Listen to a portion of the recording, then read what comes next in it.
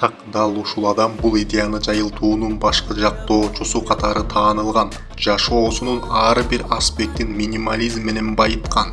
Ал эксперименттерди өткөрүп бул тууралуу тасма тартат. Бир күнү өзүнө суроо берет: минимализм биздин психикабыз үчүн эмнени билдирет? Ооба, минималисттик жашоо образынын биздин абалыбызга жана баалуулуктарыбызга тийгизген таасирин билебиз. Бирок бир гана болжолдойбуз. Эмне үчүн минимализм көзгө жагымдуу? Эмне үчүн минималисттик дизайн дүйнөдөгү эң популярдуу дизайн болуп саналат? Келгиле, бул табышмакты чечүүгө аракет кылалы. Бир кызыктуу суроо. Эмне үчүн падыша павлин ушунчалык жаркыраган жана көзгө көрүнүктүү? Эгерде анын кызыкчылыгында байкалбай калуу болсо, балким леопардка каршы чыгууга аракет кылып жаткандыр. Бирок жырткычтар дүйнөсү мындан да кызыктуу. Жаныбарлар дүйнөсүндө көбөйүү инстинкти өзүн сактоо инстинктинен жогору турат. Ошондуктан павлин бул кооптуу оюнга киришет. Ал өзүн күчтүү, эч нерседен коркпогон жандык катары көрсөтүүгө аракет кылат. Мына ошондуктан ал башкаларга окшобой жаркыраган түстөрү менен айырмаланууга, жалбырактар менен аралашып кетпей көңүл бурдурууга мүмкүнчүлүк берет. Чындык мына бул. Павлин жаркыраган түсүнөн башка эч нерсе менен мактана албайт. Ал эми ургаачы павлин. Бул павлин чындап эле күчтүүбү же жөн гана түр көрсөтүп жатабы деп ойлогондо жооптуу павлиндин кооптуу оюнга бардык нерсесин кое берген фактысын берет. Бул бечара павлин өзүнүн өмүрүн кооптуу оюнга койгон, ошондуктан жалган айтууга эч кандай себеби жок. Бирок биз баарыбыз түшүнөбүз, бул табияттан ошондой. Павлиндин мисалы контрасттар теориясы деп аталат. Көзгө түшкөн объект күчтүн иллюзиясын жаратып, көңүлдү өзүнө бурат. Көңүл бурдуруу үчүн контрасттуу болуу керек. Минимализм да көңүлдү өзүнө бурат. Анын ичинде контрасттуулугу менен бардык объектилер фонго карама-каршы чыгып, түсү, формасы, жарыгы жана жайгашуусу менен айырмаланат.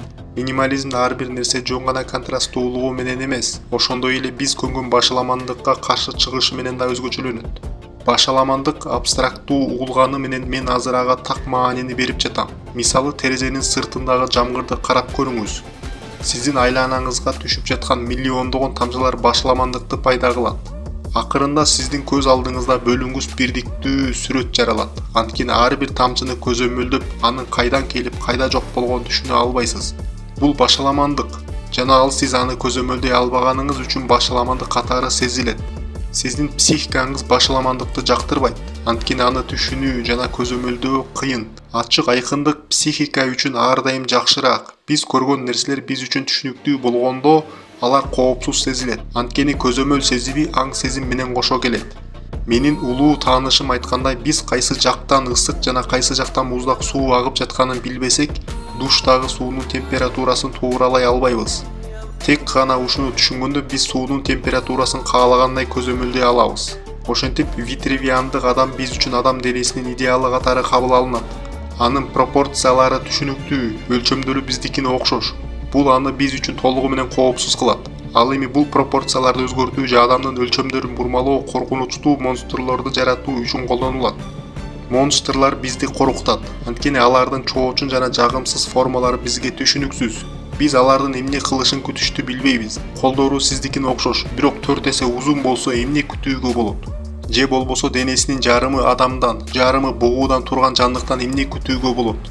Дал ушул себептен кинодо монстрду тасманын аягына чейин толук көрсөтпөөгө аракет кылышат. Кээде биздин монстрду так жана даана көрсөтпөй коюшат. Бул коркунучту сиздин фантазияңызда жаратуу үчүн жасалат. Ал эми фильмдин чындыктары бул сезимди бекемдейт. Эми минимализмге көңүл буруңуз. Ал дароо түшүнүктүү, кайда караш керек, эмне көрүнүп турат, баары ачык айкын. Башкы объектке эч кандай сыр же тоскоолдук жок.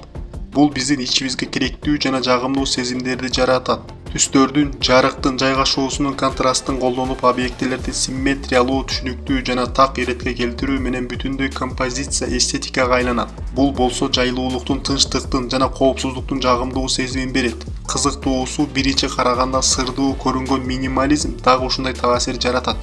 Минимализм биринчи караганда сырдуу жана түшүнүксүз сезилгени менен бизге эмне үчүн жагарын түшүндүргөн так жана ачык себептерди камтыйт. Сиздер менен Чындык Эркек каналы болду. Ассаламу алейкум.